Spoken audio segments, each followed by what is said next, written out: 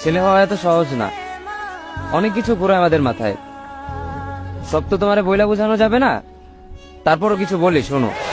আমরা ছেলেরা বউর সামনে মার সাথে ভালো করে কথা বললে মার আঁচলে থাকা সন্তান, আবার মার সামনে বউর সাথে ভালো করে কথা বললে বউর গোলাম। নিজের ছেলে মেয়েদের যদি মারি আমাদের দয়া মায়া নাই, আর ওই ছেলে মেয়েদের যদি কিছু না বলি আশকারা দিতেছি। নিজের বউরে দিয়া যদি জব করাই সেই ক্ষেত্রে আমি বউর কামাই খাই, আর যদি বউরে দিয়া জব না করাই আমি সন্দেহ করি।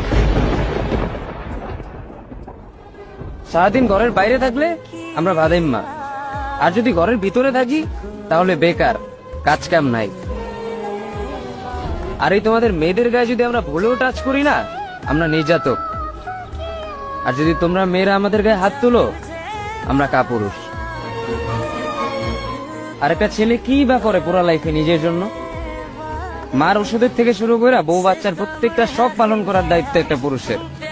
কিন্তু কি লাভ এত কিছু কইরা? দিন শেষে একটা ভুল করলেই সবাই ভুলা যায় যে